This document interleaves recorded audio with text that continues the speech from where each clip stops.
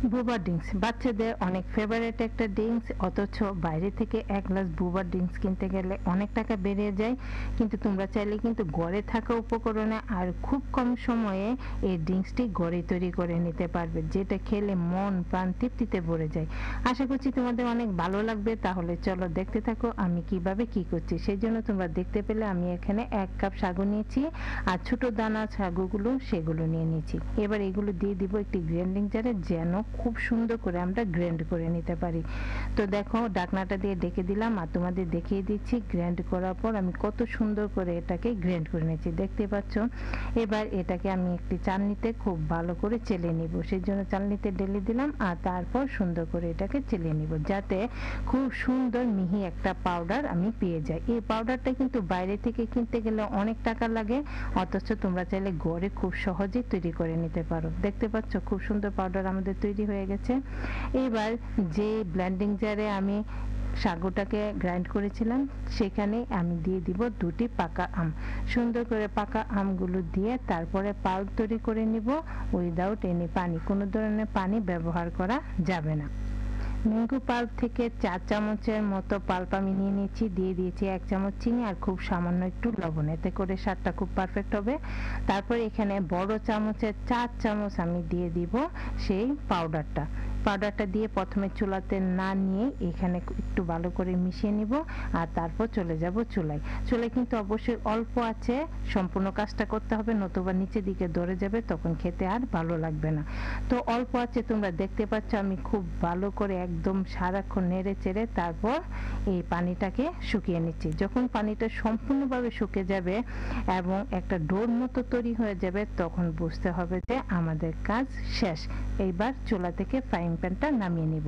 নামিয়ে এবার এটাকে ঠান্ডা হওয়ার জন্য একটি প্লেটে নিয়ে নিব। দেখতে পাচ্ছ আমার কিন্তু ডোটা তৈরি হয়ে গেছে। এবার সাইডে নিয়ে নিব কর্নফ্লাওয়ার, যেন হাতে না লেগে থাকে, সেই জন্য কর্নফ্লাওয়ারে নিয়ে নিব।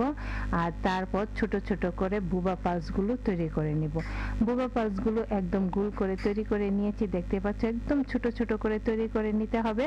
আর নিয়ে তৈরি করে সাথে সাথে এগুলো কর্নফ্লাওয়ারের মধ্যে কুট করে নিতে হবে, যেন একটাকে আরেকটা লেগে না যায়। তোমরা দেখতে পাচ্ছ আমি সবগুলো পাল কিন্তু খুব সুন্দর করে তৈরি করে নিয়েছি। এবার চলে যাব চুলা। আগে থেকে আমি একটি ফ্রাই প্যান বসিয়ে দিয়েছিলাম, আর তাতে পানি গরম করে নিয়েছি।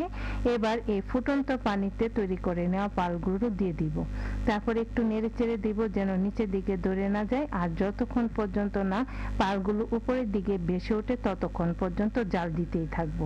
তো দেখতে পাচ্ছ একটু পরপর নেড়ে দিচ্ছি, যেন নিচের দিকে ধরে না যায়। এইভাবে সুন্দর করে জাল দিয়ে নিতে হবে। আর যখন এগুলো উপরের দিকে ভেসে উঠবে, তখন বুঝতে হবে যে আমাদের বুবা পালগুলো একদম তৈরি হয়ে গেছে। এই যে আমার পালগুলো দেখো উপরের দিকে চলে আসছে। এবার আমি এগুলো সুন্দর করে পানি ঝরিয়ে তারপর পালগুলো নিয়ে নিব। বাস, এর চেয়ে বেশি জাল দেওয়ার কোনো দরকারই নাই। এবার পানিটা ঝরিয়ে নিব, আর পানিটা ঝরিয়ে তারপর গরম অবস্থাতেই একটা প্লেটে তুলে নিব। দিয়ে দিলাম প্লেটে। এবার এর সাথে অ্যাড করে দিব, গরম থাকা অবস্থায় কিন্তু কাজটা করতে হবে, 1 চামচের মতো ম্যাঙ্গো পাল্প, আর দিয়ে দিব 1 চামচ চিনি। এবার সবগুলো উপাদান খুব সুন্দর করে চামচের সাহায্যে মিশিয়ে নিব। আর এই পালগুলো তোমরা দেখতে পাচ্ছ কতটা সফট হয়েছে। এগুলো কিন্তু যতটা সফট হবে খেতে ঠিক ততটাই ভালো লাগবে। তো সবগুলো মিশিয়ে নিয়েছি, বাস এতটুকুই কাজ। এবার যে ব্লেন্ডিং জারে আমরা আমটা পাল্প করে নিয়েছিলাম, সেই ব্লেন্ডিং জারে একটু পাল্প লেগে দিয়েছিলাম, সেখানে দিয়ে দিব আমি আগে থেকে ফুটিয়ে ঠান্ডা করে নেওয়া দুধ দিয়ে দিলাম। আর তারপর দিয়ে দিব এখানে একটু পাউডার মিল্ক, এতে করে স্বাদটা আরো বেশি ভালো আসবে। আর তারপর এখানে দিয়ে দিলাম আইসক্রিম, দিয়ে দিব স্বাদের জন্য খুব সামান্য পরিমাণ একটু চিনি। যেহেতু পাকা আম অনেকটাই চিনি হয়, তাই চিনিটা কিন্তু তোমরা বুঝে শুনে দিবে। দিয়ে একটু ব্লেন্ড করে নিব। এরপর দেখো সুন্দর করে একটি গ্লাস সাজিয়ে নিব। আগে থেকে দিয়ে দিলাম পালগুলো, আর তারপর এখানে দিয়ে দিব দুধের মিশ্রণটা। বাস, তৈরি হয়ে গেছে খুবই মজাদার ড্রিঙ্কস। একবার তোমরা বাড়িতে ট্রাই করো, তাহলে বুঝতে পারবে আসলে যে এত সহজে ঘরে বুবা ড্রিঙ্কস তৈরি করা যায়। রেসিপিটি না দেখলে বুঝতে পারবে না।